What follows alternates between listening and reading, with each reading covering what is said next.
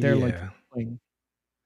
Yeah, me and Ace tried to do just record a video for a Spider-Man spoiler review, and it did not work out for us on here.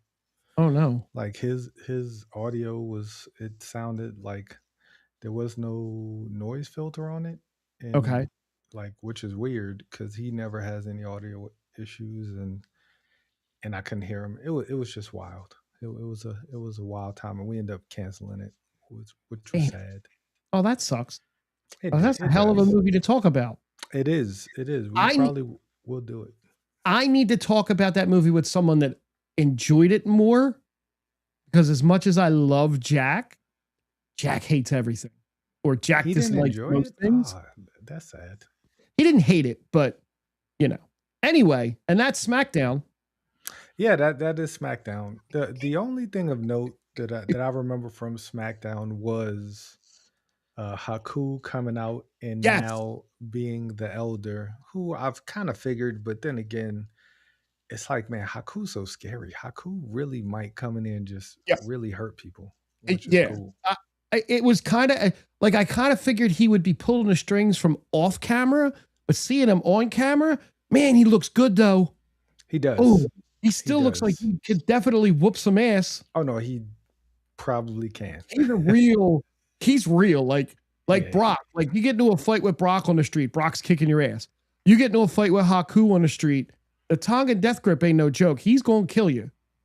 I would pay to watch Brock and Haku in his prime go at each Oh other. man. That would be the death match upon all death matches.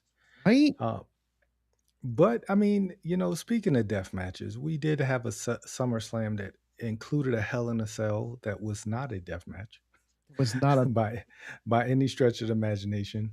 yeah. There we go. Just pulling up my notes here. But I mean, we had a SummerSlam.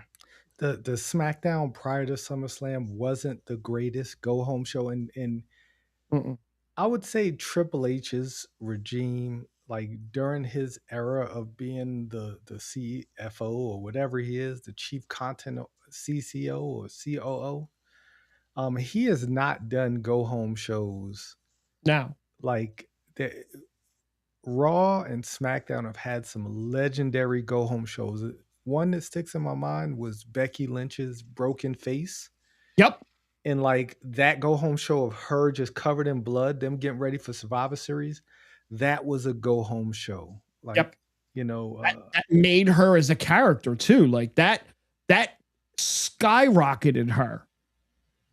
that was a go home. That's one of the last ones that I truly remember that was just like remarkable. And WrestleMania, any of these PLEs, they just haven't nailed the Mm-mm. go home show to get you like, oh man, I wasn't gonna watch this, but now I have to watch this because this Right. is now must see TV. They do that like week one. Like they sell the fight and then it just kind of tapers off, Yep. which is the And then opposite. and then usually the night after a big PLE. Now I'm not talking about like the smaller ones, but like SummerSlam, WrestleMania, Royal Rumble. The Raw after those are supposed to be huge, and the Raws after WrestleMania have been kind of I the so last couple of years. I don't really blame them for that because I do feel like the fans have this unrealistic expectation of what's going to happen. Like we've had so many, once again, when you have a history of having epic moments, but being they also those Raw after WrestleManias were also in great places too, though. Yes. Like the one in my like the one in Brooklyn, like that Well, was like an epic Raw after WrestleMania. well, Um, so putting your Philadelphia hatred aside for a second, the Raw after WrestleMania here in Philly, night 2 WrestleMania, WrestleMania 40 was unbelievably awesome at the end, right?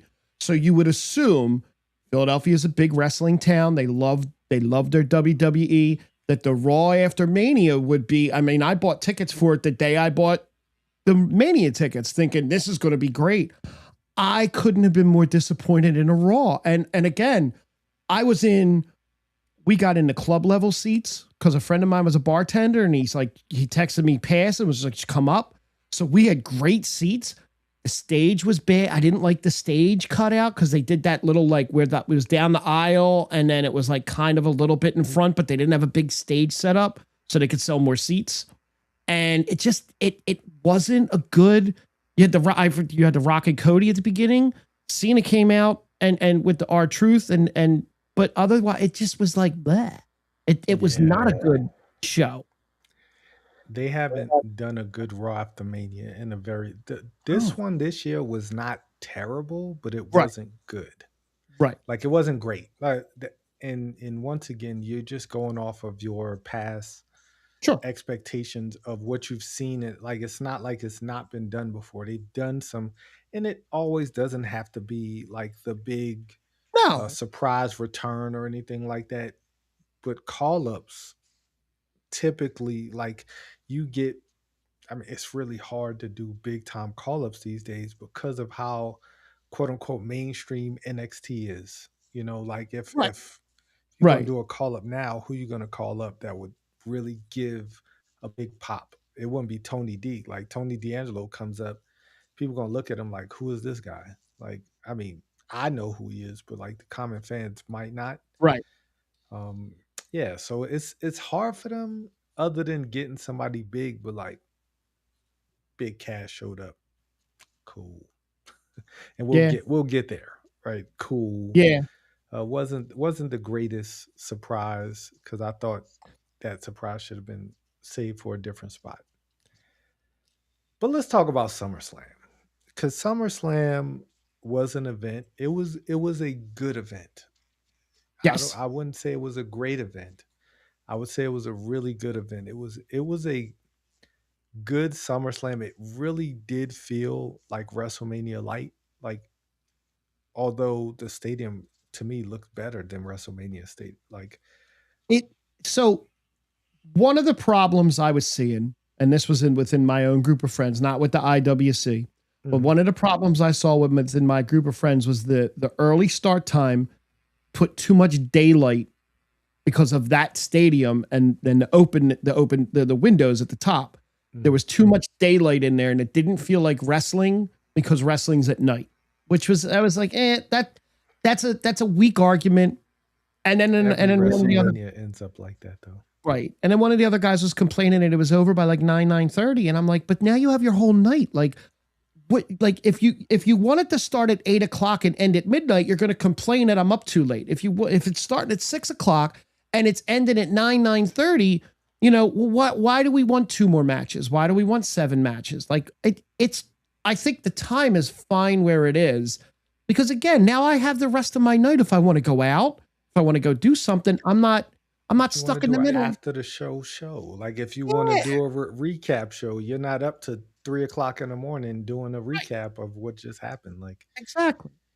In this ripe old age of mine, maybe in my 20s, I'd be like, man, like I wish it could, like we could have partied at, you know, but you back when I did house parties. Yeah, you still can.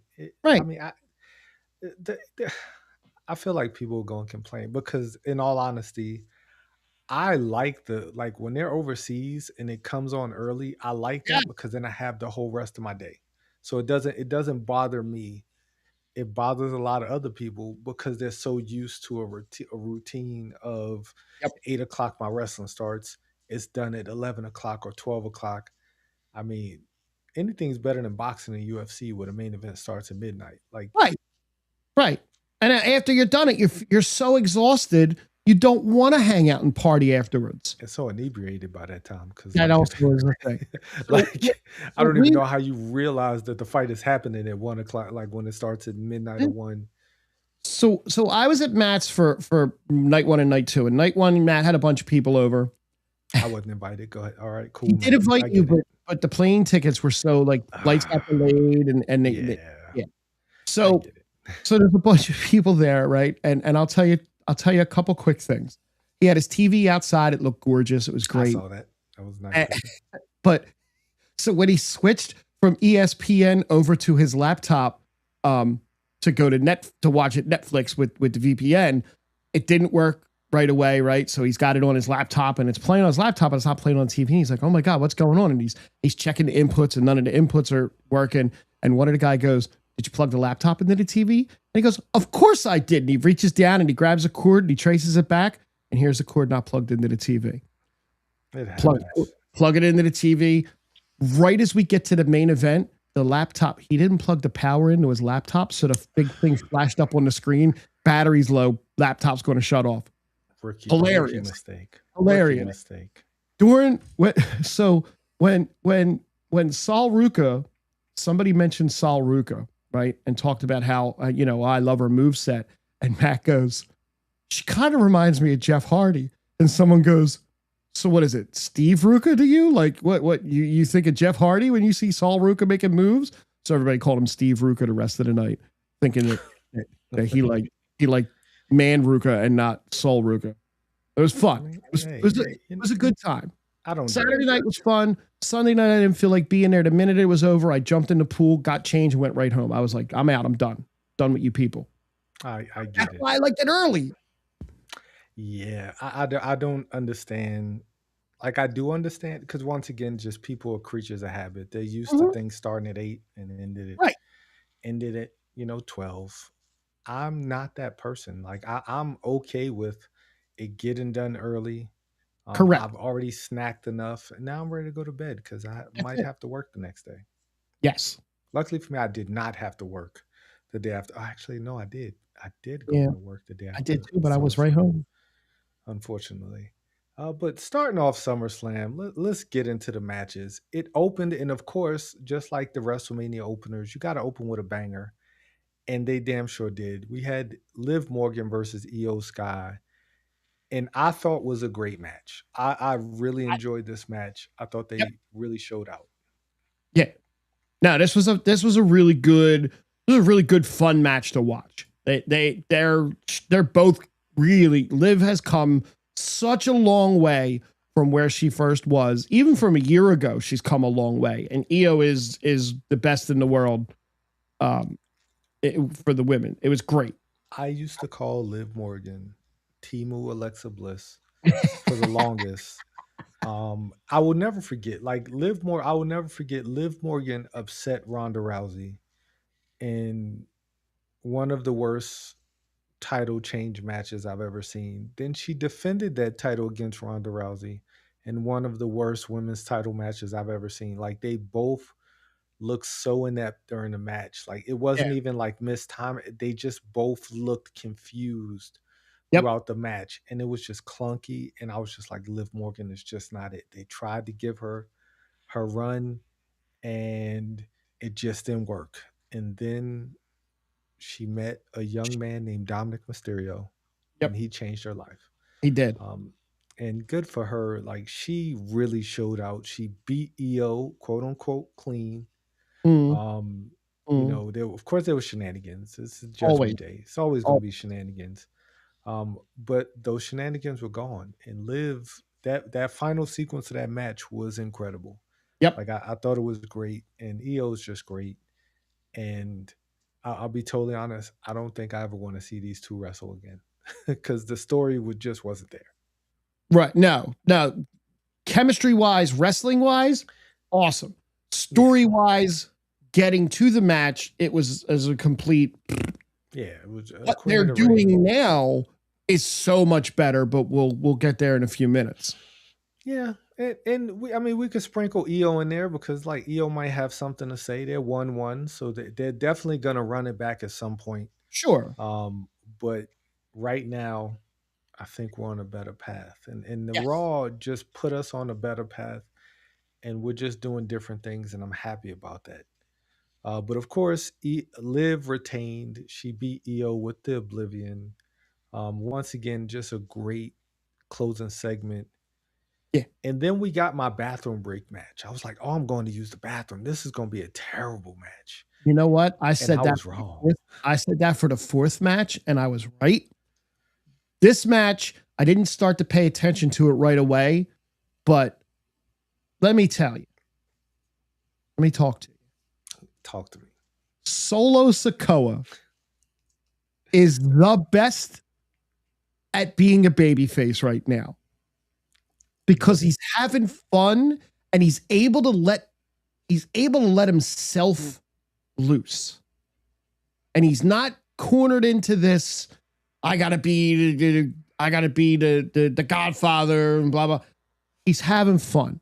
What he did to Jay in that ring was awesome.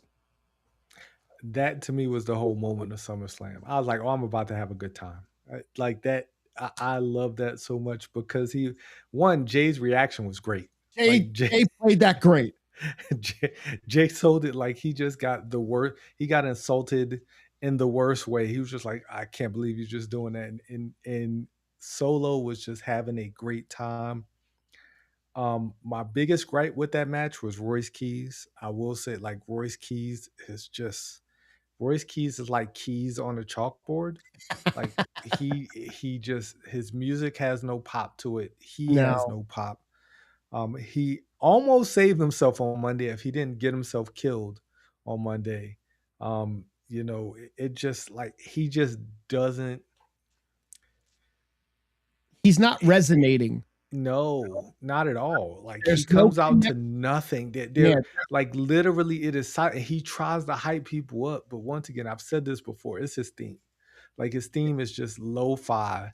It's just but super drab and even his theme being not that good, Chad Gable's theme is not that good, but Chad Gable makes that theme a little bit better with his actions towards it. but no, Chad Gable's theme is also very upbeat. It's yacht rock, right? I It love that. is So yes. yes, it's dad rock and it's upbeat. What's going on, Brian? Hey Thank you Brian. so much for popping in. You know what, Brian? I've been meaning to call you and ask you, are you getting 2K27? Like NBA 2K27, not WWE, because we that's not here yet. But NBA 2K27. Since you're here, I'll ask you. Let me know. Because if you get it, I'll get it. If you don't get it, I'm not getting it. I Because can tell you I'm not getting it. I'm not sold. Even though the Knicks won, I should want to get it. But You back should to get it just to play as the Sixers, but go ahead. I no, digress. just to beat up on a six on rookie and beat him by like 80.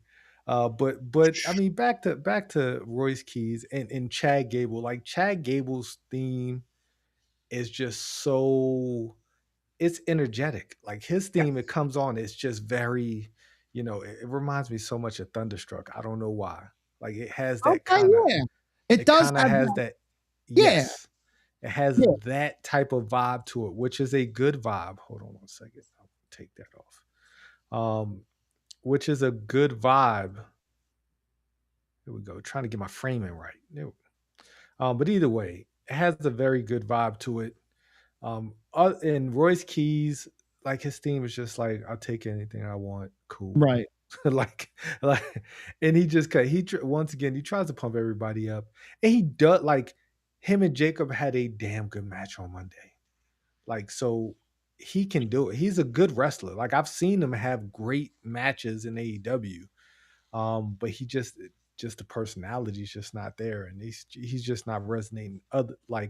Unlike Solo and Jacob, who are just, as the young kids say, aura magnets. Like Yep. they just get it. They know how to put themselves in the arena. Like they know how to be the center of the attention and command people to do something. Whether you cheer or boo, they're gonna make you feel something. They're gonna make you emote at some point.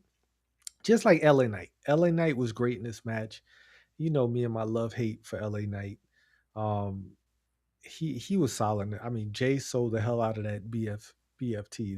That like he got spiked. like I'm kind of shocked that Jay took the pin.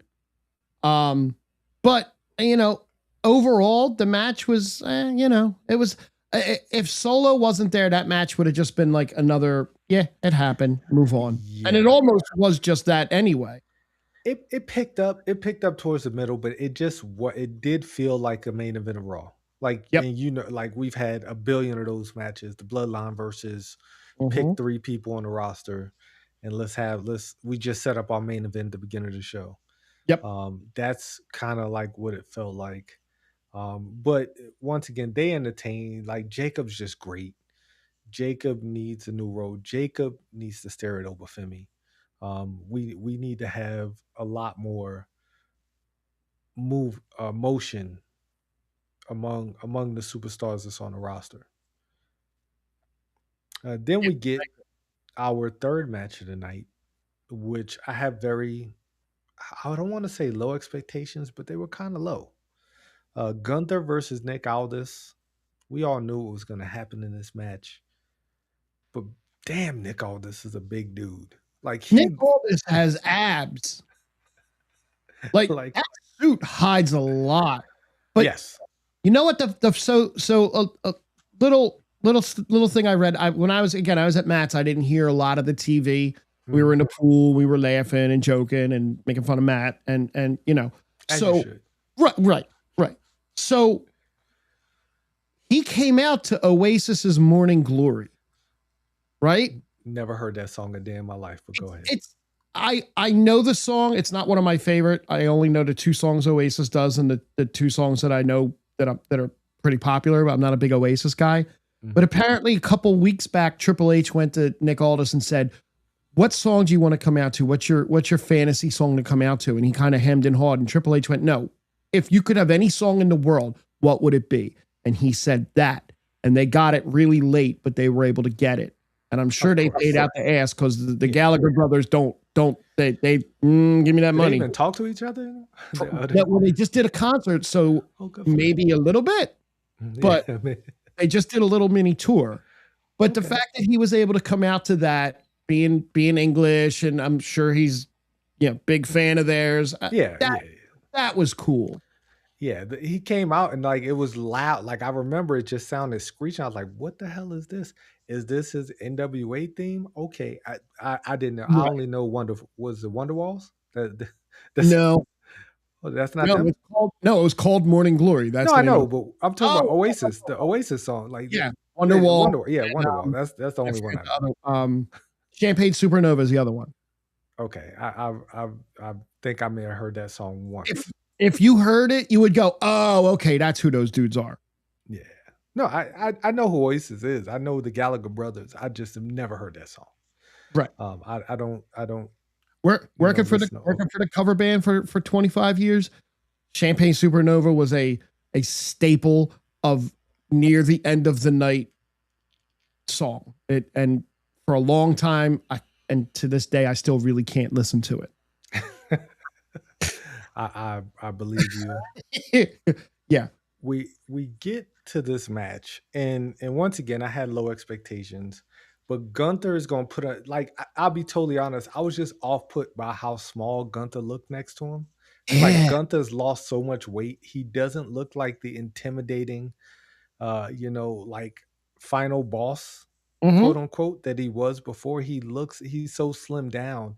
He makes some wrestlers look small compared to him, but those are typically smaller wrestlers. Right. Like Nick Aldis made him look tiny in that ring. And I was like, how are you gonna manhandle this guy? And he's just so much bigger than you. But of course, he's just such a great technical wrestler. He's such a great wrestler, and he'll chop your head off if you let him.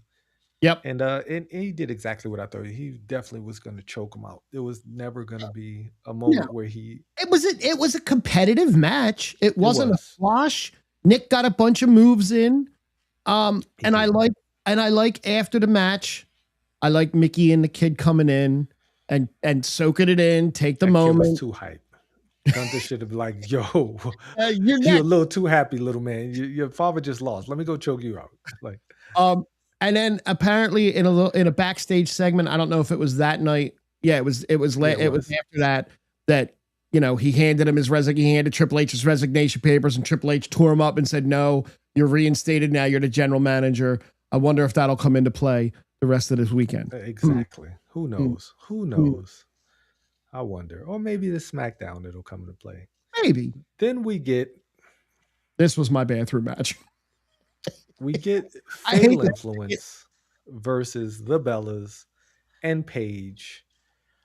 I'll be told I don't remember anything about this match. I don't even think I watched this match. It was just on, and it was just there. We were laughing and joking and probably making fun of Matt still.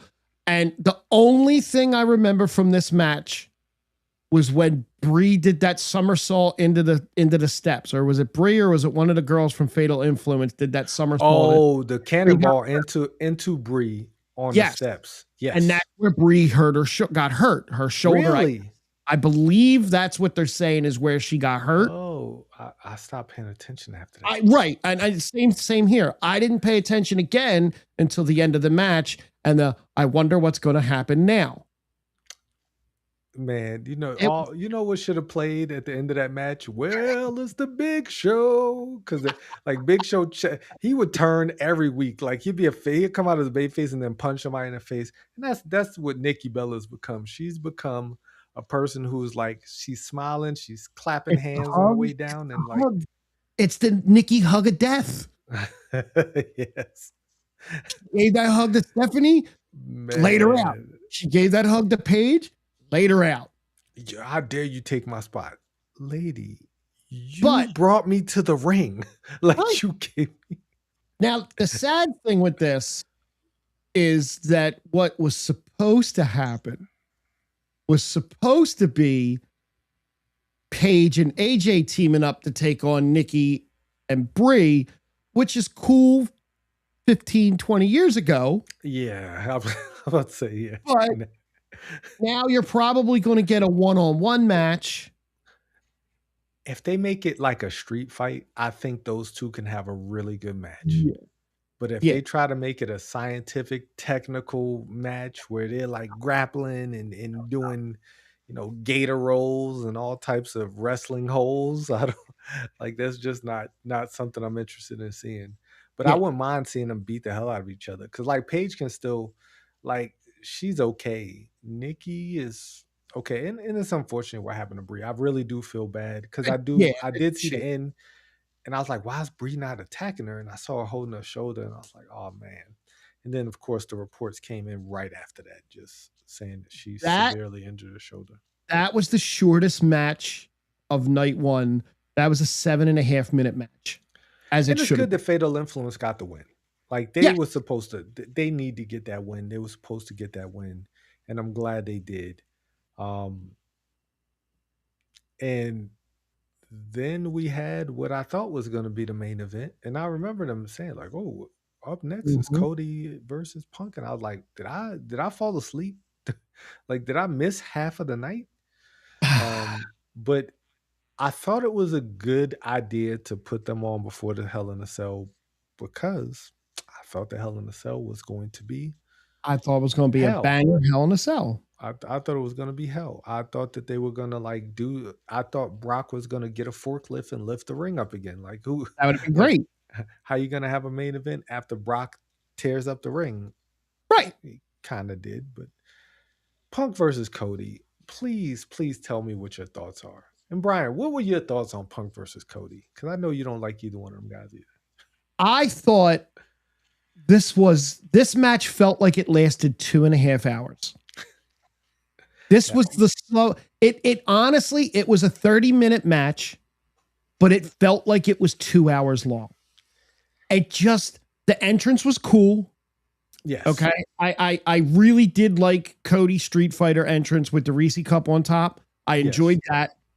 I did really enjoy people on I think I was looking at threads, and that people that thought that CM Punk's outfit was a throwback to Cody Rhodes' Stardust outfit with the green trunks, and totally missed the facts that it was the Minnesota North Stars throwback for the hockey team in Minnesota. That they existed until he said that. I was like, oh, cool. That is cool. Right. It was a throwback because Punk's a big hockey fan. I immediately picked that up because they had the North Stars logo. They did not have the Stardust logo anywhere, but not the Dallas Stars, but the Minnesota North Stars. Yes. Correct. Who then became the Dallas Stars. Yes. It wasn't a horrible match. No. But it was a long match. It felt like, you remember watching WCW Saturday night, and like they would just have Brad Armstrong taking on, jumping Jim Brunzell, like some random wrestler, and they would have a great wrestling match. Like they were going in just that old school TBS wrestling match. that old WCW wrestling match. And that's what Cody's really tried to bring back. Like in Punk in his age, I think he slowed down, so he was more of a modern wrestler until he's had to slow down. So they tell these storytelling matches, but there was no real story there though. No, Like no. I didn't see anything. It would, I mean, of course, well, no, I'm thinking of the real main event where they did some callback moves, but like there was just no story there. It No. just was slow. It was very methodical. It Yep. picked up towards the end, but by then I just didn't care. Like by the end, it was just like, cool. You guys are gonna get to a finish. And I was surprised Punk won. And of course the I'm story not. I'm out not. of I really thought Cody was gonna get it back. Like I really did because I thought there were more stories with Cody with the title. But I didn't see night two coming because there's so many more stories Yes. with Punk as the champion. But Randy Orton popped out, who looks like he's probably put on like 30 pounds again of muscle. Like he's not. I'm not saying he's fat because he's boy. He just looks huge. Like he just gets in there, pops up, gives everybody a wink. RKO's Cody, gets out of there. Punk gets The, back in the the ring like the wink was snake that he is. the wink was awesome because he does these little moves with his shoulder and his head, and he kind of sideways looks at the camera all sly and flirty and just gives you a little wink, and my heart went a little flutter when he Oh, winked at me. It was you to like me. that? He winked No, at me. it wasn't that. He winked at And me. he's no Jackie Redmond, so I He's don't not exactly right. I don't I don't But I I, loved. I see. Once Randy came out, I knew what we were doing. yeah, Right yeah, of now, course. now you know that Cody can go away from the belt, because please get him away from the belt for a little while and go mess with Randy, and go tell your Randy story in a way that doesn't need the belt right now. There's so many stories they could tell with Cody, um, and not involve the title. You got Sammy and Cody, Gunther and Cody. Like there's so many other Yeah. stories, and of course Randy and Cody. We'll get to all of those where Cody doesn't need the title. No, Punk doesn't need the title either. Like me, I'm of the like let's let's plan for the future now. Like we have to make new stars now because these guys are yes. not getting younger. This weekend really felt like the changing of the guard. Like it really did feel like It, Sunday night more than Saturday night, Monday night more than Saturday night. yes, like it really does feel like okay, we know what we have to do now. We have to Yeah. like you look at these guys in their 40s now, or close to it, and we Yep. have to create new stars, or we're gonna always have to rely on the nostalgia. Um, we're always You gonna can need Brock Fasadi, right? We're always gonna need we gotta call Stone Cold, or John Cena has to come and announce another tournament that's never gonna happen. Like we we need have to, a better balance. Right now the balance is too much in the older guys. and they're not healthy though. Like they're No. not saying like, and it's no fault of theirs. Like when you get old, like your body, unless you're LeBron James, like your body just starts breaking down. Like Correct. it is unnatural for it not to happen unless you're or Rey Mysterio, right? Or Right, who but just he is a gets vampire. injured, but then he But just he's a comes vampire. back. So what? He's Yeah, a he might vampire. be. He might be. He looks younger than Dom. It's crazy. He does. Then we get to the main event. We get to the Hell in a Cell, the match I was extremely anticipated for. And I wasn't as disappointed as everybody else was, only because the outcome was what I wanted it to be. I love the outcome. The outcome was exactly the way it should be, even if Oba did kind of botch that final move. Eh, I mean, he didn't botch it. Right. He just didn't hit him on a. He didn't botch it. He just didn't hit it where it was supposed to be hit. But I didn't that think it, aside, man. That's a bad idea. That would have been a bad idea oh for God, Brock to yeah, take that bump. 100%. That's a bad. That was a bad. Like I'm glad he didn't do like. I I'm disappointed that they made it a Hell in a Cell, because you hype a Hell in a Cell up, and then when you literally use the cell one move, You threw Brock into a table, and then you ignored the fact that you were in a steel cage, and you just did not do anything outside of the steel cage except for pulling up the ring mat. I get that, but like they're just I just didn't feel like where Brock is now and the size of Oba, they could have used this unless they just like would just Sure. kept throwing each other into the cage. Like You know one, what? that cage was moving when they did. I was like, shit, that cage looked like it might break if I would have loved a spot where Oba or Brock threw somebody into the cage and the cage collapsed, that side collapsed down. That I haven't seen that spot in a long time. That's a good spot for the right person. And those two big behemoths, that would have been a great spot for that. but that's gonna kill somebody on the outside.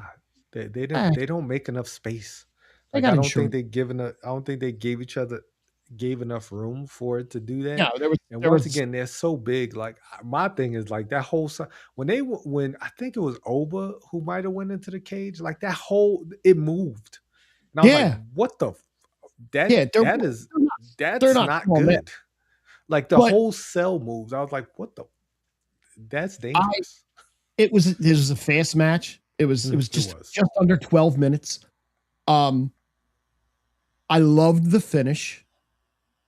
I loved the tombstone and the tongue. And I'm telling you right now, as soon as I saw him do that, I said to the people at the party, I was like, Brock's done. Oh That's yeah, it.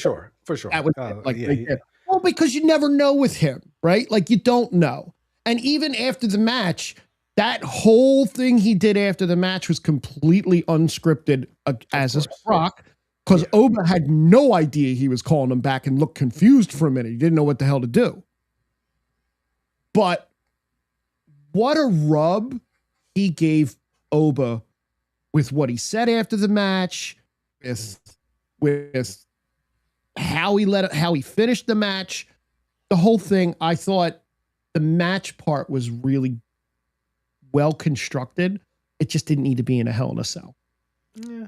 I mean, that sold tickets. I Sure. feel like the Hell in a Cell sold more tickets. One, there were a lot of people who said, SummerSlam was underselling. They were selling tickets for $25. I don't care. One, you should sell tickets for $25. That is a huge stadium. It's a huge arena. Yep. Everybody, and it's in Minnesota. Everybody can't afford to be there. So No, yes, sell tickets for $25. there was WWE, never forget that. there was a Right. lot of tarped off spots too, and not just behind the stage. Oh, was it? There was I didn't pay yeah, attention. there's It there's looked there, great to me. it was decently filled, but there was a lot of emptiness up at the top. But again, you're charging a ton of money. It's in Minnesota. I don't want Everybody's not going to the stadium to watch wrestling. oh, Um, I mean, once again, they got enough money. Like I never feel sorry for any billionaire nope, who doesn't sell out so he can get an extra bonus of $50 million or something. I don't feel sorry for you, nor do I care. nope, nope. But night one as a whole, I thought was really solid. I enjoyed it quite a Yeah, bit. Um, yeah, of course, it had its low moments. sure. And it was good. I wouldn't say it was great because the Punk and Cody match just kind of underdelivered. I felt like the Brock and Oba match didn't get as violent as everyone would have liked it to. And at the same time, you could look at it like Brock probably thought this is my last match. I am not going out bloody. touche. I mean, that's I a mean, and then choice. he went on Pat McAfee. I think it was yesterday or today, and just said, "I'm done." That was it. Oh, I'm good for I'm him. I'm I'm done. I'm officially retired. And they did a nice tribute Monday night to him. Um, I mean, and you know they did what? the same thing after WrestleMania, but Yeah, okay. he didn't come out and say he was retired Touche. after WrestleMania. This time he actually said he was done. And you know, Okay. I mean, if you believe him, you believe him. We'll see him. I'll see him in Saudi though. Like I definitely see It him wouldn't signing. shock me. It wouldn't shock me. You know, you got to get a new tractor, and Saudi's going to be like, here you go. Here's a Oh, new tractor, and here's a couple goats. a couple million of goats. Like you like to give people beef. Like apparently he gave Cody like like Gave a tons cow. of yeah. He showed a picture of the cow and gave him like 10 pounds of beef or something like that. Like and I'll be totally honest. This last year or so for Brock, I've he's regained my respect with how he Fair. handled Yep. his going out. Like he handled it like the most professional. He coached Oba to get Oba over, and then he got like then he gave him the rub. Like he gave him a Huge, legit, huge. just like I'm the past, this is the future, and Brock doesn't seem like a guy you could force to say that. No, like not at all. like he's gonna say what he wants to say when he wants to say it. So coming from him, like this is enormous for Oba Femi moving forward. I just kind of wish they moved him forward a little bit faster. Same. But we'll get there when we get to Monday Yep. night. Going into Sunday, night 2 of SummerSlam, back in Minnesota, we get, all the Minnesota Vikings are there, Justin Jefferson. We're getting our number one contenders match. And I was like, oh, Sammy and Finn are going to open up SummerSlam night 2. They about to cook. I was like, they're about to put on a Steamboat Savage type of match at SummerSlam. Yep. And then Nick Aldis said, hey, guys, I have an idea. Let's make this let's add another competitor to this match. And then when he added Gunther, I was like, all right, my idea of Gunther punking him out might be true. Because Gunther just went and was like, I want to be in this match. Right. Gunther wrestling back-to-back nights. Awesome. Love to see it. Yes, I want to be in this match, Nick Aldis. I just choked you out. Put me in this match. He puts Gunther in the match. He says, wait a minute. I have one other wrestler. And I was so confused. So I was like, So what was are they about to put Ray Phoenix in the match? Like who they gonna put in this I match? somebody I think somebody where I was at, maybe Matt went Drew, and I was like, oh, okay, that would make sense. That would make sense. But that's not the music that hit. Man, I'll be totally honest. Kevin Owens' music hit and I started crying. I Like got I had tears I in my felt it. I felt it here, and I swallowed man. it because I can't be tearing up in front of people in their faces. Hey, But hey. the It was a good moment. the sell that Sammy had Yes. the entire time he walked down, and the entire time he took the other two guys out, was great. Yes. And the moment that the two of them had at the center of the ring, where they hugged, for people that are as close friend wise as they are, that's Yes. a great moment. And then they just started beating the shit out of each other. As they should. And that got me so hyped. I was like, oh, night 2 is about to be great. Like Yes, they're about to take it to a whole nother level on night 2. Because we got KO back. Now, I did not see KO winning this match.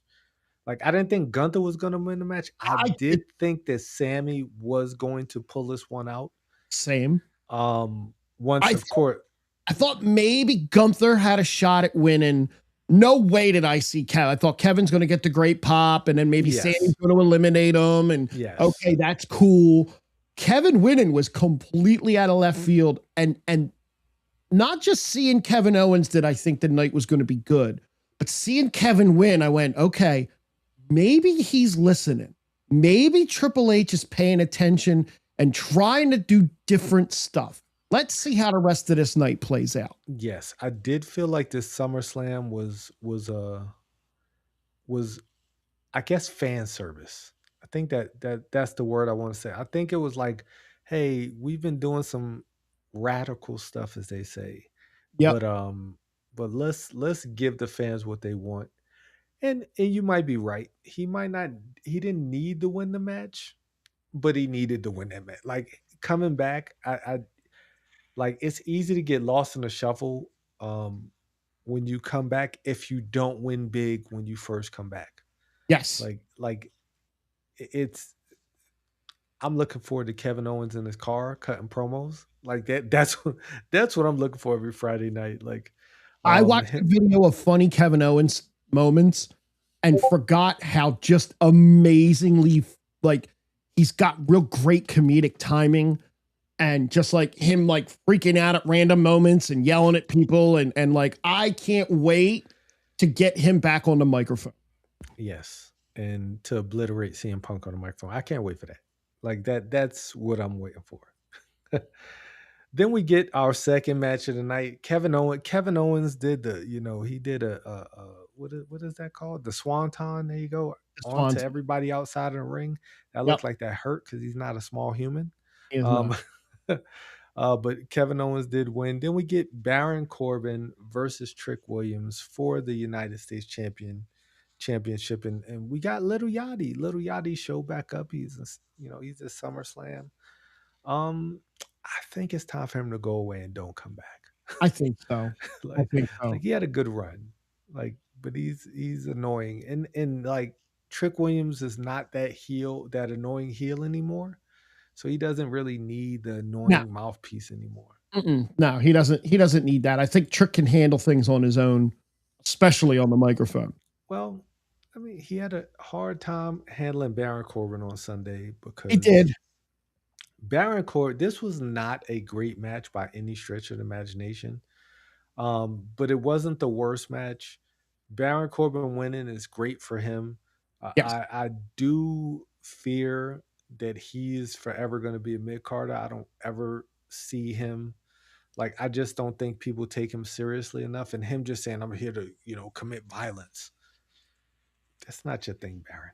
No. like, No. like it's never been your thing. Like you seem intimidating. He's a legitimate tough guy. But like his ring work, they call him the safest work in the business. It never looks painful.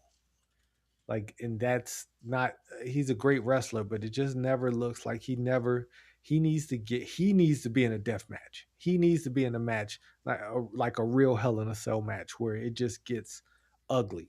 And he Yes. has to put somebody really in a hurt locker for him to be taken seriously, because I just don't believe it. In the days, I get it. Most protected finisher in the business. Oh As my soon as he hit that, I was like, oh, damn, he definitely won. the most protected finisher in the business. Oh, you mean, man, Matt, you showed up too late. I was Steve just Roke is here. talking bad about CM Punk and how Don't worry, Kevin Matt. Owens is. I told him about how you didn't plug the TV HDMI cord in and how the battery almost died and how you like a male Sol Ruka, not a female Sol Ruka. We're good. We're all caught up, Matt. we're all caught up. But thank you so much for popping in, Matt, man. I don't want to run you away once again with my CM Punk rants, but Baron Corbin being your new US champion, once again, my only hope is that now that puts Trick in the main event scene. The main event scene on SmackDown seems kind of crowded right now. You got 5 or 6 guys who could at any time, and then we're not even I'm not even considering Drew in there, because you add him, you got 6 or 7 guys who really legitimately could be the champion. I hope we throw Trick in there so he can get in some of the Sammy, Finn, uh, Gunther, Drew. Like, I hope he could get in some of these feuds, and I mean, they need a good proper baby face at the top, They do. Other than Cody, other than Finn. And I think Trick might be a little bit past Finn at this point, uh, in the trajectory of their careers. And speaking of trajectories of their careers, we then go into the women's 5-way ladder match for the interim, and I hate that title, the interim women's championship. We had Jade Cargill, Tiffany Stratton, Charlotte Flair, Lash Legend, and the ultimate underdog, Chelsea Green. I'll tell you what. I honestly expected Jade or Charlotte to win this and was not looking forward to this match as a whole off the top of my head. I had when Last Legend won on Friday, I said, "Oh shit, Last Legend really could win all of this." She could. Like, and I think because Nia got screwed out of being in the ladder match, and I think that could have led, and I know that would have led to a lot of people being unhappy because we're, going back to Nia versus the champion. So that was the only reason I thought that she wouldn't win because we didn't want to go back into that Nia, attacking the champion because the champion was her best friend. We did that with Tiffany. It didn't work the way that they wanted it to work. Nope. Um, but also, I thought that Jade and Charlotte did need the title, and I didn't want them to win it. Like, and I Yeah. definitely didn't want Tiffany Yeah. Stratton to win. like that. If it was one person in this match, I did not want to win was Tiffany Stratton, Damn, and Matt. luckily for us, Chelsea got the win in one of the best Yes. finishes to a ladder Yes. match. Um, Chelsea had her shot. She goes up there and B-Fab, uh, B-Chin, or Me-Fab, whatever they want to call themselves, came down to the ring, looking great by the way. Prince, Prince costumes. Yeah, yes. They were all one. Okay, I'm glad you brought that up. Jade looked incredible. Like the jacket, the Yes. Prince jacket Yep. was just fire. Like that Prince jacket was incredible. The whole neck, I don't know what you call that. The That ruffled, that neck thing. Yeah, the ruffles. wasn't the biggest fan of that, but I get it because that's Prince. That was one of Prince's biggest things. Yep. Um, but I just loved the jacket. I thought that was a very cool touch. Giving a shout out to Prince. Um, but Charlotte and Jade are gonna have a nice little feud going into Survivor Series. It might be team captains of opposing war games. So it's called an Edwardian ruffle collar or ruffled lace jaboot. Okay. I would just like to call it the ruffled lace thing around your neck because Yeah, I'm not saying Edwardian ruffle collar. I might get hit. exactly. And yes, don't say that. Nia Jax is on a weight loss journey. We're not She we're is. not we're not gonna shame Nia Jax here. But yes, this is true. Yes, I'm sorry. Yes, screw you, Michael Hayes. That Her that championship win was for you, Michael Hayes. she dedicated that to him on the post show thing, and it was awesome. Yes. But Chelsea was a zombie. She was like Weekend at Bernie's, just laying on the ladder after B-Fab and Meechin beat her up. And Charlotte and Jade were close to winning. They were both at the top, and they took each other out. And that crowd went crazy. The Like minute she sat up. So when she pushed Tiffany over on the ladder, I laughed my ass off because she kind of hesitated and was like, "I'm sorry," and pushed her over. we're supposed Great. to be friends, but But this is my moment. The minute she sat up, you kind of stopped doing what you're doing and went, "Hold on a second. Are they really going to do this?" No, I knew she was gonna win when she just laid there for so long because they were all fighting around her, and I was like, "Oh snap!" Like I was like, Chelsea's about to do this. Chelsea's about to do. And you never know until you know, but it was just man. Absolutely. Give Road Dogg his flowers, Matt said, for believing in her, and he did. Road Dogg's not the only. Like Chelsea is so over. Like she's so Yep. entertaining. She's such a great professional wrestler. Isn't it the flip side of the LA Knight thing, who is so over, but they will not push him to that belt at this moment?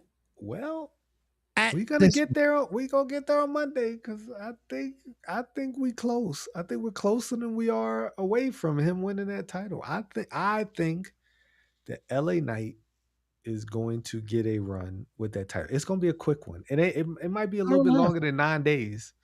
But Maybe. but I think LA Knight. And you're right. Road Dogg was champion for. I don't understand how other people don't see this. It's weird to me that people don't see her as a star when she clearly She is a absolutely is. star. Like I she has the I look, she can also wrestle. I also think some of those moments, some of those unreal moments are scripted. Of course. It's not all like that Michael Hayes interview.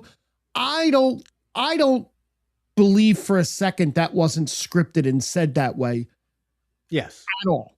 Okay. And Michael Hayes is okay to take the flack for that. Knowing that maybe down the line we're going to give it to her. I don't know. Maybe they didn't know that far back. That was a year ago. But I mean, you know. I'm of the mindset. I felt like Chelsea has had a great last 2 years. At any point in time during, other than the Naomi run, I felt like any other time could have been her time. Like I just felt like the Naomi run was generational. The Jade run was okay, but I thought Chelsea could have taken Jade out at some point because of her plucky underdog, beating the big bad Chelsea. I don't think she stands a chance against Rhea, unfortunately, but who knows? I mean, we're gonna see a lot because we don't know when Rhea's coming back. We're gonna see a lot of this reign, and hopefully she actually holds it until Rhea comes back. And I hope she defends it more than once in 100 days. Me too. But LA Knight is just boy, you know how I feel about LA Knight. I'm not the biggest fan. But people do care about him. He gets huge. Like he got a huge pop at SummerSlam. Like that guy Yeah. comes out and his music hits, and it's the opposite of Royce Keys. It is what you want to happen when your music hits. Right. Going to the ring, and Chelsea. I feel like Chelsea is the most entertaining woman on the roster. Her and Becky, like to me, are just neck and neck. They just do different things. Yep. But she does everything well. LA Knight does everything well too, but I do feel like LA Knight backstage might be getting in his own way. More than hurting Yeah. himself more than he helps Yep. himself. Kind of like me. 100%. I get in my own way a lot. So I understand the struggle. It wasn't a long match either. That was only a 13-minute match. And a lot happened.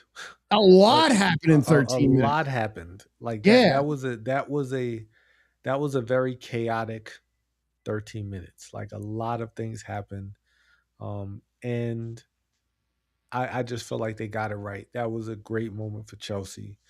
And the fans just ate it up. Like that stadium erupted as it should have. 1,000%. Now, Matt Cardona goes, so Busted Open Radio that was on satellite, Sirius XM, channel 156.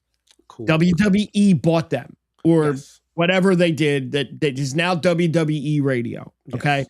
I've been a big fan of Sam Roberts since he was on the Opie and Anthony show as an intern, and I've followed all of his shows. I listened to his morning show on the channel, but he has Matt Cardona on once a week. He does an afternoon wrestling show from like 12 to 2, right? John Kruk just made a Jacob Fatu reference on the Phillies broadcast. He said Luis Reyes is like Jacob Fatu, all gas, no brakes. Listen, John Kruk talks about wrestling all the time on the Phillies broadcast. Thank you, Matt, for pointing that out. That's awesome. But anyway, so Sam Roberts has an afternoon show on WWE Radio, and he has Matt Cardona on once or twice a week for a little bit of time, right? And calls it the Broski Hour. Matt Cardona, I caught a little bit of it today, and Sam said, well, you're half champion, right? And Matt goes, what do you mean? And he goes, well, you're married, right? So you get half of everything she has. And Matt goes, you know what? That's true. I am half a champion. And Sam goes, maybe she'll give you one of the side plates. You know, she has one, you have one, because you can have everything.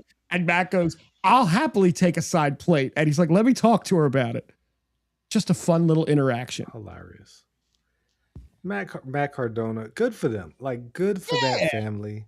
Him getting to come back and do what he does in the WWE, and Chelsea getting to do what she does and just be great. Then we move on to our next match. And I'm gonna be totally honest with you. Be totally honest with the universe right now, the Island of Relevancy universe. I think I'm over Danhausen. Like, what are we doing? What are we doing? I still love Danhausen, but I love him. I love him a little less. This match was a waste of damn time. Okay, this was 6 minutes and 49 seconds that could have been an email or a backstage segment. The kids love him, so I get it. Like it was short. I feel like the longest part of the match probably was their intros. Yeah, the best part of the match was seeing JD body slam little people. Like that was the best part. One of the little people was the comedian.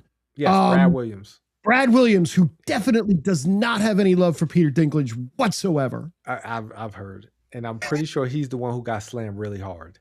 I think he did. Yeah, he did. It was he's the. I'm pretty sure. He probably asked for that. He probably asked. He's like, "Don't hold back." And JD was like, "I won't." Called up Danhausen, not called up Dom, and was like, "Yo, mess this dude up for me, all right?" Yeah. Yes. Tyrion Lannister. There we go. And then of course, Joe Henry shows up. Like, I think Joe Henry is what's ruining Danhausen. Like them two being around each other. The Joe Hendry train, I was all over the say his name and all that. I loved it at first, but it went nowhere. It definitely, they missed it. They missed it. Or they just purposely ignored it. That could be it too, because I mean, once again, like his stuff in TNA, it was the backstage segments that really got him over. It wasn't the concerts, because they're so atrocious. Like they're just terrible. The crowd might get into it because the crowd does still sing Fire Logan Paul. Like, I get that. But everything else, like the musical segment of it all, just nah. Like, that's definitely not Danhausen's strong suit after Monday or whatever day that was where they did that concert. He was on the Jericho Rock and Rage and came out as little puppet. That's funny. That's funny. That's awesome. You know what? I wouldn't mind going on one of those, like a Jericho cruise. I want to go. There's two cruises I would really go on. I would either go on the Talkville, the Smallville cruise, or the Star Trek cruise. I'd really like to go on. And the only other thing that I want to do, like as far as that goes, is I want to go to Dragon Con one of these days. I've never been, and I'm friendly with a bunch of people to go, more now than before. And yeah. But anyway. Okay. I could dig that. You know, we that was a match that happened. It was Human Money's on a pole, and of course, the money ended up being Danhausen bucks or whatever they call it. That is getting sold on WWEshop.com, which is just that's capitalism at its finest. Bless you guys, man. Y'all don't have enough money. Y'all selling fake money. I thought that was illegal, but let's move on. Yeah. Then we get to a very feel good moment of the night, and I feel like a match that underwhelmed. Yeah, I feel it. No, and it was like an 11-minute match, and I kind of at this point, like, you knew Chad was going to win, and that's fine. Yeah, but at this point, I really just wanted to get to the main event. I wanted to see what they had cooking in the main event, because there's been 12 years of build up to this main event, right? And not taking anything away from Chad Gable and Penta, it was a good match, but it wasn't the best match that they probably could have had. Yes, because there was no story to this match. Yeah. There was a very, like, I get it. Like, it's just two really good wrestlers wrestling each other. Yeah. But I feel like this match, Chad Gable winning the title would have been better if he beat Ethan Page for the title, like a real life heel, like somebody who made his life miserable. Babyface versus babyface, just it doesn't suck the wind out of it, but it definitely brings it down a notch. Yes. Him beating a heel for it, like if he fought like a Trick Williams had it, he beat Trick Williams, even though Trick Williams isn't really a heel. I think, but the end of the match was awesome because Penta pulled him back. Penta Penta put the belt around him like they do it like a luchador style. And that was a good moment. Yeah. His wife I actually thought he was going to hit him in the face, but so did I. I kind of wanted him to do that a little bit. Yeah. I really thought like we were going to get evil Penta, which I think could be really great. like I think evil Penta could be incredible. But then after the match, all the little Housens came back. I mean, the little Gables came back into the ring, and his dad, who is like the tallest human being in the world in that family, he's like Andre the Giant to that family. And that was cool. That was cool. I didn't want Gunther to come out and choke those kids, but I really did want him to choke out Nick Aldis' kid. Only to see Mickey James' face as like she's trying to claw Gunther's eyes while he's choking her kid out. Deserved it. Yeah. But then we get to the main event. And oh boy. In total honesty and transparency, I had very low expectations of this match. Like I just was just like, all right, SummerSlam has been okay. The main event the night before was okay. These guys are gonna go in here and have a solid match. We've seen them wrestle before, but they told a damn good story in the ring. Like this was a good match. This story started from the moment Seth Rollins came out, because, and I didn't realize it until after the match, but the Seth Rollins that showed up in the Shield outfit was video. Yes. And I didn't realize it at first because somebody at Matt's house was like, "Oh shit, he just disappeared and changed real fast." And I was like, "What? No, wait, no." But I didn't. But the fire burning the Shield guy away, and Seth coming out like some weird ass Joker stuff. But I didn't get until after the match that signified him moving forward. Right? He's leaving the Shield stuff behind. And I didn't put all that together until after the match, and it made the match mean a lot more when you look at it that way. This was a damn good match. This was like Roman and Seth, like, whoa. See, and Matt's got hatred. There are people who hate the way Seth Rollins dress. I love it. Like I love the colorfulness. I'm glad colorful Seth is back. Everybody doesn't have to wear jorts in a black vest and come down to the ring and kick people in the gut and stun them. You can do your own thing. You can be your own person. But Seth came out, Roman came out. These guys, there's so much history there. And me, I was never the biggest Shield guy. And in all honesty, I was always a Dean Ambrose guy out of the Shield. I always thought he was like the wild card, and I thought he was going to be the biggest star in the Shield until I started seeing Seth wrestle more. And I was like, Seth is really good in the ring. Like he's a really good hand, as they say. And I mean, the biggest difference between this and Cody was they didn't waste 20 minutes starting. They started out slow for like 30 seconds and just went. Yep. And they just kept building, and the story kept building, and then they were talking to each other because there was a story there. They were telling a story in the ring. Well, that and CM Punk would have been gassed if he had to talk and wrestle at the same time. He wouldn't have been able to do both because he's old as shit. That he's my age. Jeez. That makes me feel old because I am. But either way, I'm older than both of them. But exactly. But you're also not. We're also not professional wrestlers. That's true. But we have Rome. They just told a great story in the ring, and it was paced well. Yes. Like I think that was the biggest thing with the Cody and Punk. Okay, you're right, man. That makes me laugh. You're CM Punk. You're right. That's what he does. He carries opponents in the matches by making them run slower and move slower. By slowing the pace down. Yeah, by slowing the pace down to a snail's crawl. I thought probably with the best part of the actual match was when Roman had the chair and Roman had the moment and he threw the chair away and you heard him. No, we're not doing this. we're going to do this the right way. And no chair, no disqualification, even though there should have been 2 or 3 different 10 count outs. That's fine. I'm okay with that. That's fine. That was my biggest gripe with the match.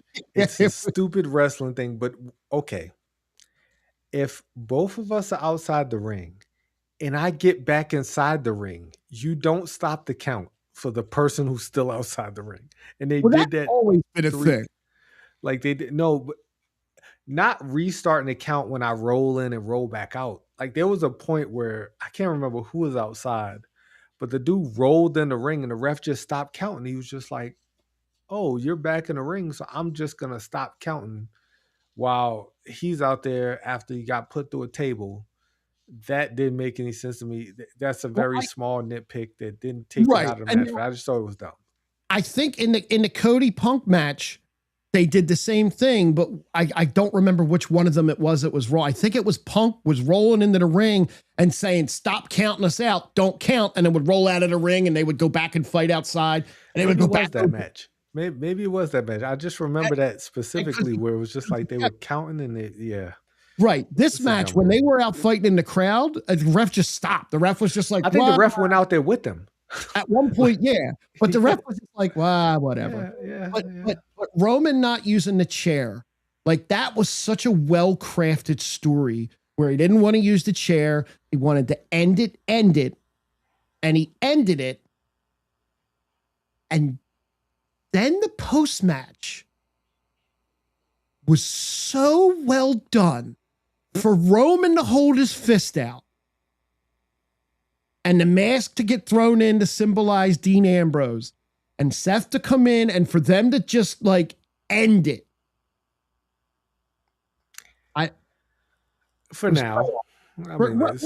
Nothing's ever forever in wrestling, but for now, they don't need to see or touch each other for at least a year. No, I would venture to say at least 3 years, but that's just me. That's fine. I think they should be each other's final match. That would be great. That would be great. Or if hell freezes over and at some point Ambrose comes back, those 3 tying it up. But there were 2 moments. There were 2 Dean Ambrose tributes in the match. Yes. Rollins came off the ropes and gave the Ambrose clothesline, and Roman set up dirty deeds. And again, I think that's awesome. I like that. Like, because with Vince, you don't acknowledge that there's any other wrestling in the world. You're the only wrestler. Yeah, of course. In this era, we're allowed to acknowledge other stuff, and that's cool because we need that. We need to be able to at least pay homage to someone. Yeah. But also you can do that and not have to call them out. It is like, I get it. And Cole did a great job. Michael Cole was fantastic the entire weekend, but you don't like, it could just be a thing where you don't have to like oversell the fact that just happened. Cause we know, like the fans know, but I get it. He kept bringing it. He brought up Dean Ambrose like 3 or 4 times during the match, and I like that's cool. But like he's not coming back. That gives fans false hope. And there are wrestling fans who, in their heart, are like, maybe Dean Ambrose will come back. I don't know. Maybe he'll come back. Maybe he's going to show up. You never know. Ever. He does not want to come back. He has said on numerous occasions. It's the same. You know what it is? It's the same thing in baseball. Where everybody's like Trout's going to come to Philadelphia. He's not. Forget it. Dean Ambrose does not want to come back to WWE. Yeah. Hall of Fame, maybe one day, years in the future. But now, no shot. Yeah, no. Dean Ambrose won't be able to bleed. He won't be able to bleed in the WWE like he can in AEW. He loves to bleed. For sure. I was about to say something. Oh, yeah, he's talking about the Rebel shout out. Yep. On Sunday, yeah, Kevin Owens giving a shout out to Rebel and man. Now see, that 33-minute main event did not feel like a 33-minute main event. No. It was well paced overall. Yeah. You didn't need breaks because the old man can't catch his breath. for sure. like the night This, before. that was a good match. Like I thought they really told a great story. And I Yes. think that was truly the difference between those two matches. Yep. Is that there just wasn't a story between Punk and Cody. They tried to hype it up like, oh man, this match has been 12 years in the making, or however many years in the making. And it if there was a story to be told, they just didn't tell it. And maybe they will in another match, but that match just it ended solidly, but it was, man, yeah, it was rough. That's what I'll say. It until the end, it was WCW Saturday Night. Yep. um, but SummerSlam ended overall. Like, if you had to give it a grade? What grade would you give SummerSlam night one and night two as a total? Uh, Night one was a B. Night two was an A Okay, overall. And the only reason it doesn't get a plus on night two is because I think the Danhausen thing took a little steam out of it. man. Every other match was really well done. Night one was it felt a little like but it was still good. Yeah. It's one of the better PLEs that they've had recently overall. Yes. Two Well, nights SummerSlam was. what would you give them? I think I would give it a B for both nights. Okay, yeah, that's Like, fair. it wasn't. It was not a bad show. It just wasn't. Yeah, Yeah, I do agree. I I completely agree. Both were. This was like a makeup for WrestleMania. I felt like it felt like a makeup for WrestleMania because yep, WrestleMania was disappointing on so many different levels. yeah, Um, and I really do feel like they did make it, and I think Triple H was like, let's try to give the fans, something to talk about and something to feel good about as they leave. yep, Because I think both nights had some really good feel good moments. Even if you don't like Baron Corbin, him coming back and winning the title is a big deal. Chelsea winning the title, KO coming back was like one of the highlights of the weekend. big time. Um, And now the question is, how do you follow that up? Right? You have a solid PLE, pay per view, whatever. We got Raw in Des Moines, Iowa. Um, how do you follow that up? Well, you start with the tribal chief. You did, and that was a telling sign because I was like, oh, we start. Roman comes out silent. They're not hyping it up. They're not. Michael Cole's not talking 500 words a minute, like Nope. hyping up that they're nope. Roman Reigns. It was silent. He comes out there, music hits, goes to the ring. Des Moines, acknowledge me. Cool. And then And then LA Knight's music hit. And no, before LA Knight's music hit, he gave props to Seth Rollins, oh, I don't and then well, that was a nice moment because you don't ever do anything like that. That's And he true. knows that that's Seth's hometown. And he said, Yeah, I'm not going to acknowledge him anymore, but you can. And then for another minute or so, they did the whoa, whoa, whoa. And that was a nice crowd moment. I loved it. I appreciated the hell out of it. And it got ruined. I don't understand why Seth. I guess I do understand why Seth wasn't there because he's not gonna ask Probably for a rematch with. no, there was no reason for him to come out, and he probably had his ass. He was probably tired and hurting. Well, he might have been home taking care of the kids. He got tagged in, and now it's time for That's you true. to stay That's home and true. take care of the kids. But LA Knight came out, and I instantly threw up in my mouth, and I was like, "Oh gosh, all right, this is the next guy," because I expected Ova's music to hit. Like I expected that to happen, um, but it didn't. And LA Knight came out, and LA Knight cooked on the mic. I'll be totally Yep. honest. LA Knight was great. Roman was great with his facials and just kind of mugging the guy off and just being this great.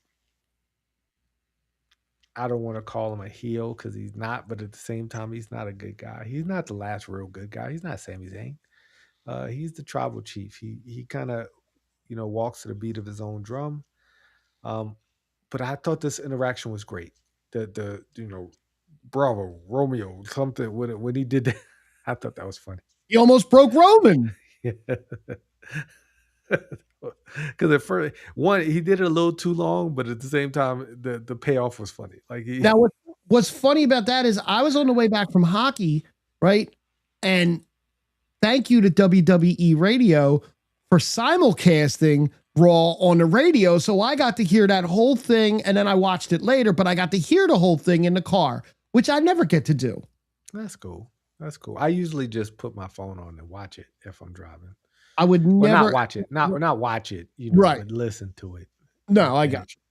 Out the corner of my eye, look and see Roman Superman punch somebody. But yeah, I thought this was a good segment. Now the question is, do they pull the trigger? I don't think they will. Now, would I like them to? Sure, but I don't really think they will. Because, like, how many times can you? Because I feel like this feels like Sami Zayn at the beginning of the year. Like, I said that January 3rd or whatever day that Raw came out, Sammy came out and said, "I'm gonna win the title," and I was like, I don't believe you because you get so close, but you just never get over them. Now he did. Yep. The question is, will they do the same with LA Knight? Like, a short title reign is better than no title reign. Like, Sammy can say, "I was a WWE champion." Now, couldn't Correct. say that even though it was a 9-day reign, he can still put that on his resume when he goes in the Hall of Fame. By that time he'll probably be a 2 or 3 time WWE champion. But I think you can't keep having him lose these main event feuds. Like, well, if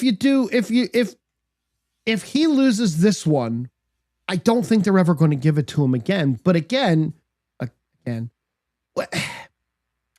because I mean, what are you going to do? What are you going to do with it now? There's an easy way to see what's going to happen, but I'm not doing that because I don't want to do that. But you can look and see how many appearances Roman has coming up in the next so often. If you see Roman lined up for a whole bunch of appearances, but what are they going to wrestle at Money in the Bank? Yes. So if they wrestle at Money in the Bank, LA Knight wins. Does Roman then enter Money in the Bank and win the Money in the Bank briefcase to get the title back off of Roman down the line?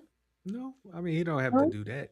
I don't want so many other ways. Yeah, there's so many other ways for him to come back, and he's Roman Reigns. He's like the male Charlotte Flair. He could just walk out like, "I'm back. I want a title match. Like, I want to wrestle right now." Yes, that's what's gonna happen. Bring a ref down. Yeah, like, he's Roman Reigns. Like, so he's not LA Knight where he's like, you got to get to the back of the bus. Nah, no, I'm not doing that. Because then you just have Jimmy and Jay just beat everybody up. Right. Now you're at the front of the bus. Okay. But it'll be a wonky finish. Like, no matter who wins when they fight each other, it's going to be a wonky finish. And it's going to be some type of controversy to that finish. Of course. And that's by design. Solo can come down and help him. Yeah. Like, there'll be something where, this time Solo comes down and helps LA Knight beat Roman because Roman says he wants to do it himself. But a great opening segment. Then we get into a match with Javon Evans and Ethan Page, and I like both of these guys. But I'll be totally honest, I felt nothing during this match. No, like I was kind of checked out. Match ends. Javon Evans gets the win, and Big Cass is standing in the ring. And I instantly wanted to throw up in my mouth. I was like, I don't know why Javon becomes the sacrificial lamb for Big Cass, but I don't like it. That makes no sense, and it kind of leans into like maybe they don't know what to do with Cass yet. That you're going to throw him into a mid card thing right now. Well, I mean, I get throwing him in a mid card thing, but like Javon Evans don't need to take too many losses. No, like I don't think he's the guy who should be like 50-50 booked for. I don't think that should be his role. Unfortunately, that's become his role, where he's not really losing matches, but he's not really winning any big matches. They end up putting him in crazy tags, random tags with Dragon Lee. But I just thought, like, Big Cass can't lose his first feud coming back, or he's gonna instantly be But put back.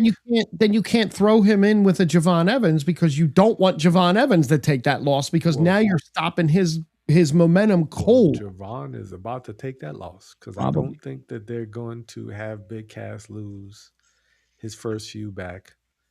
Um, and I will say he looked great. Like Big Cass looked in the best shape of his life, which is a plus for him. And I'm not the biggest Enzo fan, so I don't He's think that great on the ruined his mic. comeback. I think it would hurt more if Enzo came back with him because the tag team scene is terrible. So so like you come back and now you're just lost in the shuffle and you're randomly fighting on main event, fighting Los Garza. Like that's not, like they're not going to reinvigorate the tag team scene because as we'll see later, the tag team champs don't even care about being tag team champs. They No. just care about whatever they care about. Then, then we get a backstage scene. Roman says, "Hey, use guys lost, making us look bad." Um, but LA Knight, he said I could do it, can't do it on my own. You guys don't touch him. And right on cue, LA Knight comes from the back and says, I heard what he just said. And he just started talking trash. I thought that was so funny because it's like, you're right. We can't do anything. Then he flinched. He flinched at Jay and Jay jumped. Man, I laughed so hard. That was so funny to me.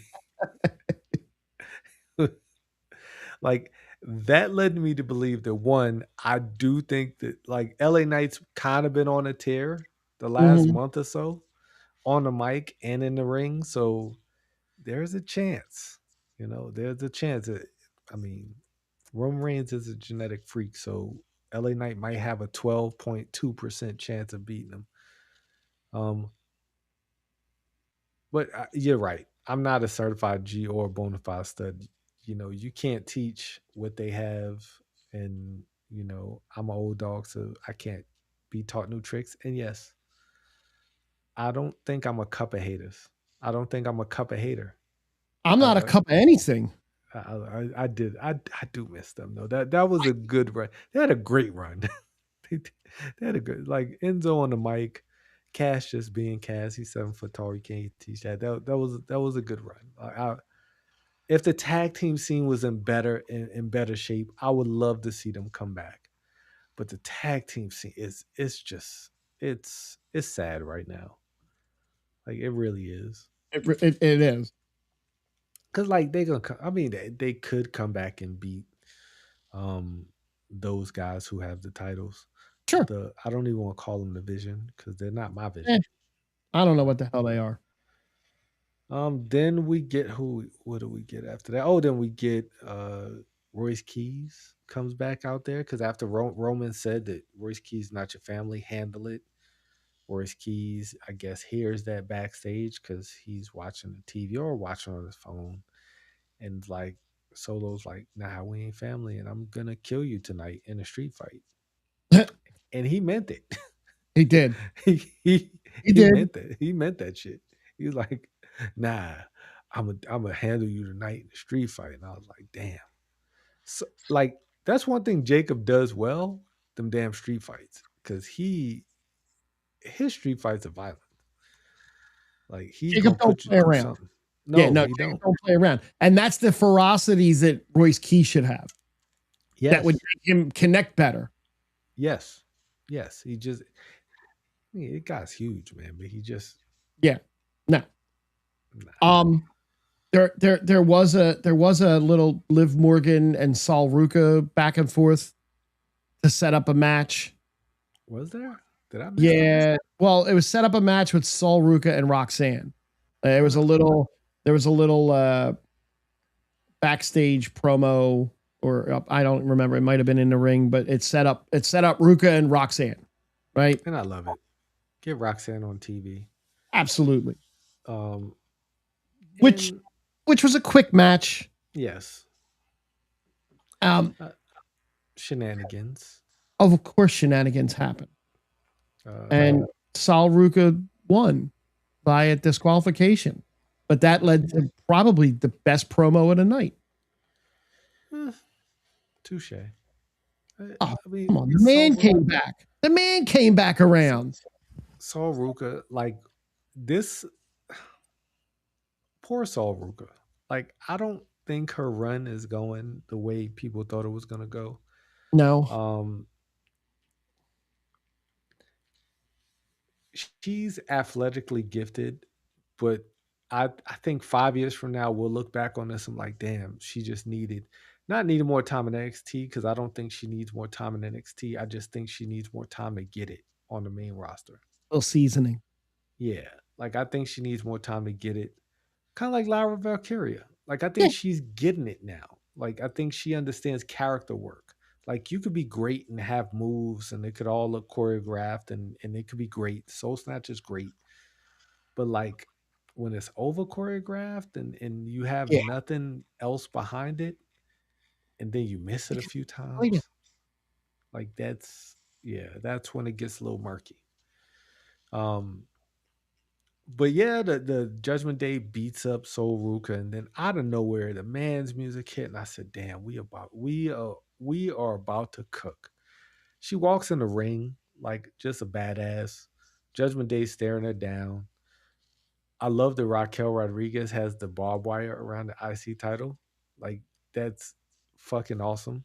Yep. Like I don't know why she has the wire around the Okay. IC She's a title, but badass. I mean, She's a yeah, badass. like I would hate to get hit with that. Yeah. Uh, but Becky says, "I'm not here for that. I'm here for you live and live just lives great." Like oh my god, not me. Like said she had the worst title reign. Dude, it's almost like they took everything the fans have been saying and let Becky go out there and roast her. And she did. And Becky's great. And I'm not the only one who says it. Sports Illustrated says it. Bleacher Report. Everybody says it. Everybody loves Becky and Becky, she's so good that she can come out there and cut like a babyface promo and people are still behind her. Yeah. Like because she's Yeah. despicable. She was horrible for like the last year. She And then said, what did she say? She said that Liv, what did she say about Liv in the title? she said, "You're not the best champion in your own group. You're not even the That, best champion that slept with Dom. that slept with yeah. Dominic Mysterio." Yeah, It's yeah, great. yeah, yeah, yeah. That's Great, great. that's some good shit right there. And then she cut her with the you're not the greatest of all. She cut her with her own all time. I mean, that's easy pickings right there. Easy pickings. Right. Um, and then they're backing away, and I was like, all right, that was a cool segment. Then Stephanie's music hit, That was a shock. and it was, and I was like, okay, we're doing something different. Like 100 Days, Liv defended the title once against Io Sky in a story that had no story. Now she's in the story. Also, somebody posted a pic on IG or X with Liv holding a world title, Raquel holding the Intercontinental title, and Roxanne with that Money in the Bank. And that's a story I would like to run through. Roxanne winning the Money in the Bank and just trolling Liv every single week. That would be great. Like I just it's time. Like Roxanne doesn't need any. She don't need no prep time. Like Yeah. she's there. She Yep. she is a superstar waiting to break out of the Judgment I Day. love her finisher too. Like Love the pop rocks. she's great. She's great on the mic. She can go. I think she's a better heel than she is babyface. But at the same time, like she could go either way. Like she can So get over either way. Um, but now we have contenders for the women's world title. what did you think of the stare down between Stephanie and Becky? Well, me, I'm always booking three ways. So, like, let's do it.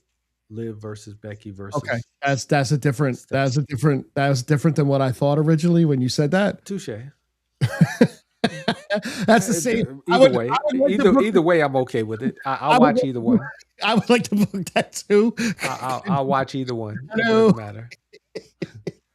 but Uh, yeah, um, I I'm like the with it. stare down, and the fact that it didn't come to blows was even better. But like, I love that Becky didn't change. Like, she didn't come down and No, become the baby face. Like, no. oh, look at me. Oh, I helped you, so let's shake hands. No, I'm still a man. Like you're in my ring. Like, don't get it twisted. That's still my title. And Stephanie feels the exact same way. So they're probably gonna have a number one contendership match that leads to shenanigans. That's gonna end up with a three way in the ring, not whatever else you're thinking, Frank. I'm on the straight and narrow path right now. Exactly. But yeah, it was great. Um, then we get the odd moment of the night where Oba, Paul, thank you for those kind words, Brock Lesnar, blah blah blah blah blah. And Paul kind of had the twinkle in his eye when he was talking to Oba, like that twinkle, like I might love you too, like I loved Brock. And I'm here for that though. I But really am here for that. I love Uh, Brock, but you but are now you're Oba the Jesus. future. Yeah, You are like Oba Jesus right now. yeah, you're the future. Brock was the past, like he said. So Yep. if you want to go on a date, then we can go on the date. Then Oba comes out there, and one thing I do love about the WWE now is that they're letting people embrace their culture, right? Stephanie Vaquer, Chilean culture. Becky Lynch, Irish culture, Lyra Valkyria, like all of these people, Penta, Mexican culture. Yep. Oba Femi is of Nigerian descent. Um, Families from Nigeria. He comes out in the Agabata, um, which is a Nigerian dress, Nigerian ceremonial dress. Hmm. Uh, I had to it, look it up. I didn't know. One, he looked like $1 billion. Yes, he did. And just in having the opportunity to come out and just show your culture is so much bigger than people understand. Because there are a lot of Nigerians, like a lot of people on X, who are just like super happy to see representation, and that's one thing I never understand why people get upset when people show who they are, right? Because everybody's not the same. Everybody's not one and the same. Because it's Um, short mindedness. for sure. And I loved it though. I loved he came out there, gave a very quick, hey, I thought somebody was gonna come out there. So did I. Um, I thought somebody was gonna come out there and be like, I'm ready to challenge you because I'm bigger and badder than you. But what we got was so much better. Because he gave his spiel, walks to the back, and the Visions music hit. And I instantly, like, I had goosebumps when the Vision music hit. I was like, holy shit. This is what I want to see because this is going to get Braun out of the funk that he's in. Let's go. And Braun looks miserably bored all the time until he locked eyes with Oba. And he locked eyes with Oba. Like, it was like that. And I love that though. That's storytelling without telling a story. yep, That's storytelling without saying a word. Because he got in the ring and he kept looking. And what yep, I saw on Braun's face when he was looking back there was like, that should be me. yep, I'm the guy. Like I'm the guy who should have fucking ended, Brock Lesnar. yep, I'm the baddest ass on Raw. Like I'm the guy, but everybody thinks he's the guy. Everybody's singing his song. And I need that fire from everybody. Don't complain. He just stared because he's like, I'm gonna do something about it. And Joe Hendry was in the ring, and I was just like, kill him, Brock. Or Brock. Kill him, Braun. Like turn around and just destroy this dude. and he did. Joe Yep. Henry got a few licks in, but but Braun, like, take the tag titles off of these guys. They Yeah. don't need them. Nope. They don't need it. They don't No. need to stay together. I think Austin and Maxine with Logan Paul, like, keep Logan Paul and Austin together with Maxine. I think they're a great group together, those three. Yep. But Braun just needs to be Braun, and He, then he needs to be set free from these guys. yes, like, let Bronson come back and hold the tag team titles with Sure. Austin Theory. Like, and I love Bronson Reed. Like, I don't think he needs to be hamstrung, but like, it's time. We like this whole pushing Listen, him down the throat. We've already had. Bronson Reed versus Oba Femi is going to feed people too. I'm here. I'm here for it. Like, But I'm here you for know, it all. you know what we are going to get though? Since Otis is hurt, we are going to get Joe Henry and Akira Townsend together Oh my as god. a tag team, right? Oh man. Since Tozawa, I'm sorry, since Tozawa came out to make the Henry save. And he beat up Austin Theory, and I was like, man, you want to make somebody look weak? Have Tozawa come out there and beat them up and run them off. Like, if you want to make somebody look, and I love Tozawa. Don't get me wrong. I think he is quintessentially the most underrated wrestler on the WWE roster. Like, because Yep. he can go, he's just too small. Like, Yep. he like, that guy can go in the ring. And then Um, and then you get Breaker backstage seeking out Paul Heyman. I mean, where's Oba? I don't know. Why Paul, would I know? Y'all are Paul best looking friends. almost like ashamed, like not meeting his eyes, looking down the whole time. Well, I mean, Braun is kind of an Ron look intimidating guy. I must Ron say. is more intimidating tonight than he has in months Yes, yes. or Monday night. But yeah, It's it is okay for him and Oba to be at the top. Like, yep, it's enough room for both of them to be 1A and 1B, because I think both of them deserve that. They're two shows. We can have them just tear up an arena and then split them up and have them go run two shows until they meet again at a WrestleMania. But like, this has to happen. Like, this has to happen, and they gotta tear shit up. Like, it can't be Brock and Oba. It can't be a 10-minute, like a quick. No, they gotta have a 30-minute match yes, where they just tear shit up, kind of like Royce and Jacob did on Monday. yes, Like, they need to have just a great feud. You know, it does.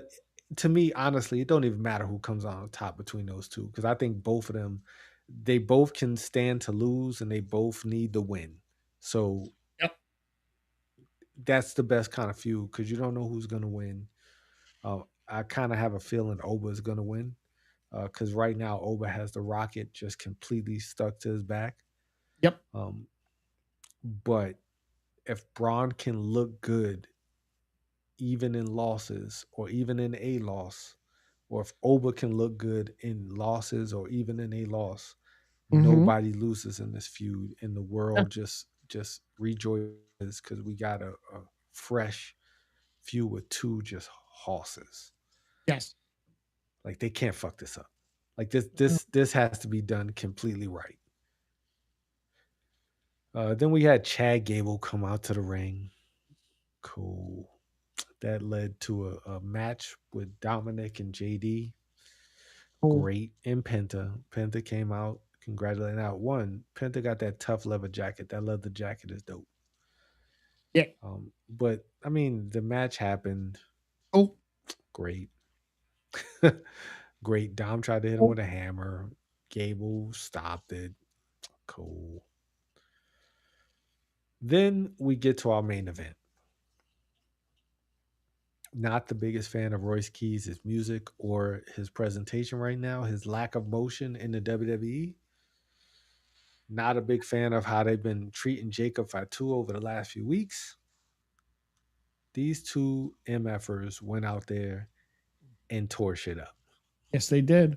Like, unfortunately, Jacob took a little too far because I think they just wrote Royce off TV. And if it's one person who can't afford to not be on TV every week, it's Royce Keys. Yep. Like, unless they just completely, if they repackage him and he comes back with a totally different look and theme, maybe.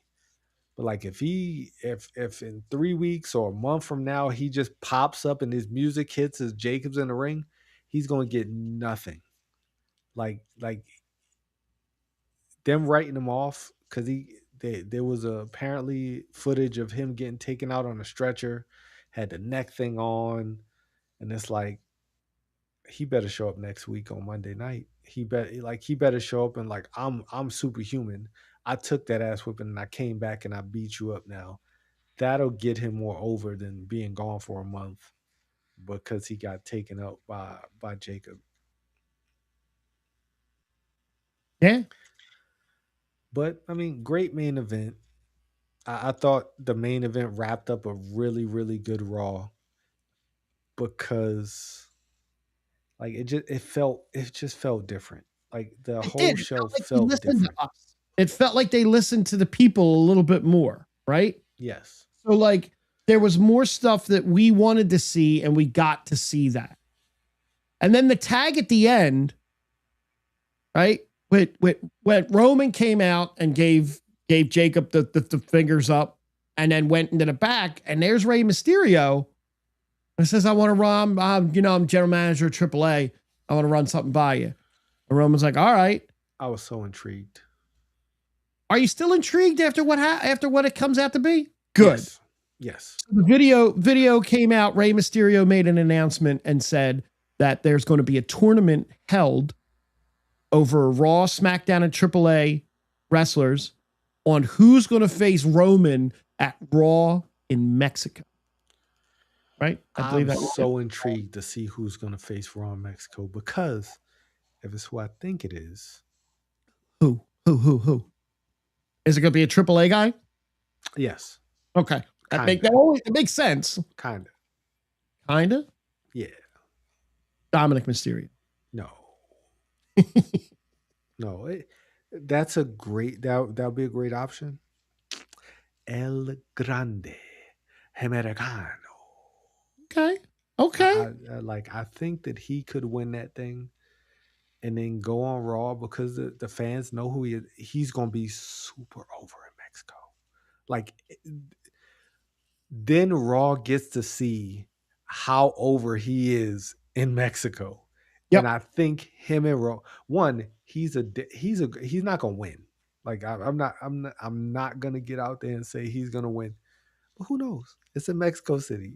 Like Roman might not make it out of Mexico City if he beats El Grande, especially if the Bloodline gets involved, right? Like it could get murky in the streets of Mexico City. It absolutely can. But I think that would be such a good look for him because he hasn't been seen on American TV since the Mass versus Mass match. Chad's getting all this comeuppance, like he's now Intercontinental Champion. Like I think it'll be great for El Grande to be in Mexico City where he is loved, absolutely loved, where his pop will be just as equal as Roman Reigns. Because I'm trying to think of anybody like Dominic, we could see that any Monday night. Vikingo, he's too small. Like is he hurt? I don't know. Maybe he is because on the AAA episode, I think it was last week, Dominic betrayed El Grande. They were tagging together and turned on him. He's sidelined for 9 months. He toured ACL in his left knee. Oh, that's unfortunate. While preparing backstage for an NXT match. Okay. That's even worse. So he had surgery on July 7th. Okay, well I hope he has a speedy recovery. Me too. That sucks. Yeah. Vikingo's ultra talented. I'm trying to think of anybody else, because it's not just about, the AAA roster. It's about it being on Monday night and why does a normal Monday Night Raw viewer want to see this? It has to be somebody people know. And I'm not talking about Mr. Iguana or something like that. No. Like it has to, it got to be a name. And I think El Grande is like the safest pick. Yeah. To take on Roman in Mexico City on Raw, and that Raw is going to be great. Yes, It's it my is. anniversary actually, Oh, September 14th. Yep. okay. It's going to be great. So I might watch it the next day. I'll be busy on my anniversary, but I'll definitely check it out, and we'll Okay. definitely talk about it on the island. I can't Uh, wait. but I think we're heading in the right direction, moving into Money in the Bank. Having LA Knight fight Roman Reigns at Money in the Bank helps LA Knight not winning Money in the Bank. Correct. Like that's the one thing. So if he loses, then we know that WWE has no faith in him Yes. at all. Yep.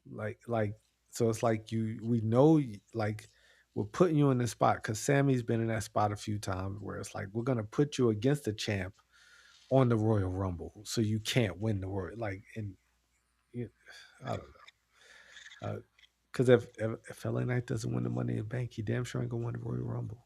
No.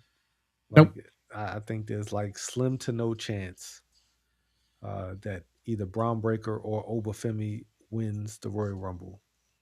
And I feel like the person who wins the Royal Rumble, the other person will be the champion going into the Royal Rumble. Like that's where I'm at with those two. I think that the WWE understands Braun Breaker is not the guy you should shelf.